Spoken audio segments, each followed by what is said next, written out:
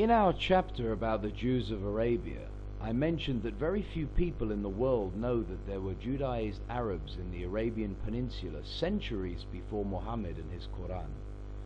The same is of course also true about the Christians of Arabia, who also preceded Muhammad by at least 300 years. Why do you think this is the case, and who were these Christian Arabs? In answer to the first part of your questions, it has been and still is the deliberate policy of the Arabian followers of Muhammad not to inform a generally ignorant world that there were Christianized as well as Judaized Arabian tribes in the peninsula long before Muhammad and his Quran. In this way, people would not know that he was influenced enormously by their scriptures and traditions, without which there would have been no Quran. As almost all of our listeners realize now, Muhammad plagiarized, plundered, pirated and or perverted the scriptures, traditions and fetishes of the pagan Arabians, the Jews, the Christians, the Zoroastrians, and incorporated them in his Quran. They want the world, including Muhammadan Muslims, to believe the self-evident lies that Muhammad discovered monotheism, that Allah was God, and that he was a prophet. Let us now reveal the facts to those who are willing to listen and to learn. Shortly after the conversion of the Roman Empire to Christianity, in 325 AD under the Emperor Constantine, Christianity started penetrating the Arabian Peninsula through hermits, traders and or emissaries sent by the Roman emperors to discuss trade relations with the Arabs to get spices and other Eastern products. A long time before Muhammad, Christianity had already spread to Egypt, North Africa, Abyssinia, Syria and Iraq, and was moving south to the Arabian Peninsula. In AD 450 or 451, the Great Flood of the Yemen occurred. As a result of this, different tribes from the people of Saba were compelled to leave Yemen and disperse in different parts of Arabia and beyond. Thus, the Bani Ghassan went to settle in Syria, Bani Lakhm in Hira, Iraq, Bani Khuza'a between Jeddah and Mecca, and the Aus and the Khazraj went to settle in Yathrib. Under the Byzantine Empire, the Bani Ghassan and other tribes of Arabia near the Syrian frontier followed the Monophysite Christianity and controlled the northern end of the Great Road up through the Hijaz. In the meantime, the Abyssinians who invaded southern Arabia of the Yemen were also Monophysite.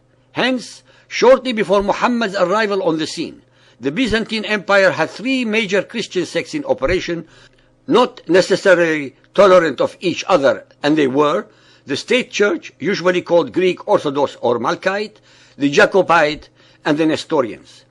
Most were actual Arabians who converted to Christianity and were in contact with the pagan Arabs of the peninsula through tribal affiliations and trading caravans.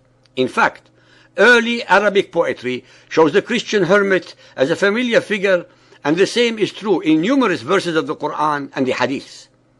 According to the historical records, Muhammad actually plagiarized some very important verses from other poets, both pagan and Christian, and put them in his Quran. Such poets as Imrul Qais, Hassan bin Thabit, Zayd bin Nufail, etc. There were Christian hermitages in Wadi al-Qura, well in the interior of the peninsula, east of the Hijaz, whose monks attended the fairs during the holy forbidden months of the pagan Arabs, where they traded, regaled listeners with stories and recited poetry.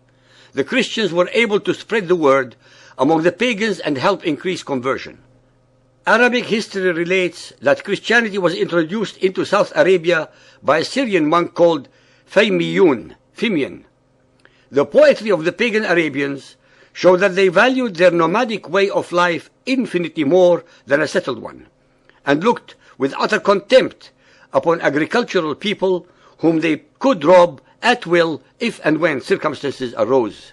I would like our listeners to be aware that almost all of the records that are available to the world regarding the history of the Arabian Christians come from the unsubstantiated and one-sided reports left to us by the Muhammadan Muslim victors who forced into conversion, slaughtered or exiled the original native and indigenous population of Arabia's Christians and destroyed all their records and traces from the face of the earth. Since most of the Christians were associated with the civilized society, they too like the Jews and the Judaized Arabs, occupied the most fertile areas that they could find among the tens of thousands of square miles of otherwise scorching and sterile desert. The chief center of Christianity in southern Arabia was the town of Al-Najran, situated in the one part that was fertile.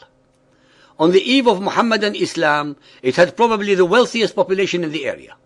It was famous for making textiles in which silk was employed.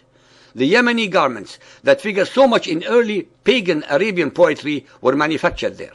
It was also famous for its leather and armaments industry.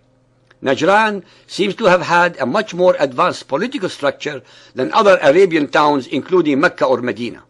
It was ruled by a triumvirate, a Sayyid, an Aqib, and a bishop.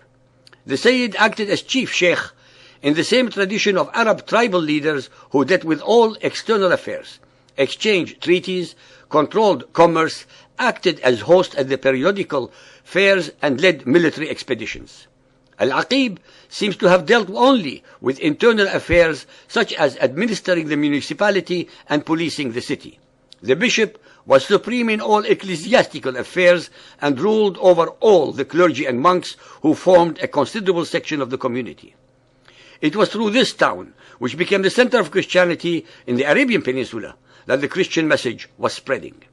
Envied by pagan Arabs generally for the great wealth, the people of Najran were nonetheless held in great esteem for their nobility, and the ancient poets seem to have regarded them as the noblest of the Arabs.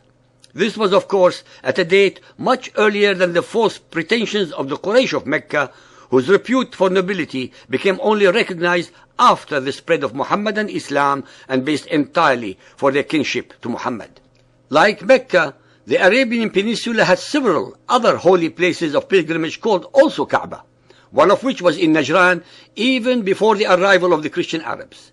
The Byzantine emperor spent a lot of money building a very imposing cathedral as a frontier bastion to impress the pagan Arabs as well as a center to spread Christianity. This is described as a very splendid edifice adorned with marble and mosaic that had to be transported all the way from Syria. Najran remained a Christian city into the Muhammadan Muslim era until its inhabitants were expelled by Umar ibn al-Khattab, the second Khalifa. Most of the exiles went to Iraq, where they founded a town also called Najran. The Arabian Christians endured much less than the fate of the Judaized Arabs, who were mostly slaughtered or enslaved. Both communities suffered enormously and irreversibly at the hands of Muhammad and his followers, under the pretext that Muhammad upon his deathbed instructed his followers that two religions cannot exist in the land of the Muhammadan Muslims. Al-Muwatta Hadith 45.17.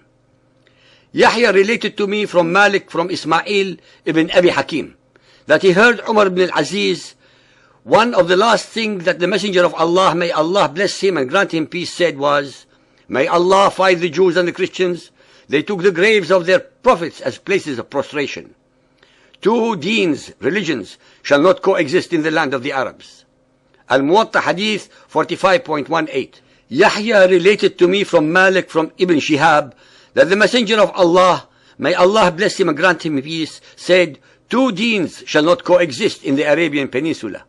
Malik said that Ibn Shihab said, Umar ibn al-Khattab searched for information about that until he was absolutely convinced that the Messenger of Allah, may Allah bless him and grant him peace, had said, "Two deens shall not coexist in the Arabian Peninsula," and he therefore expelled the Jews from Khaybar.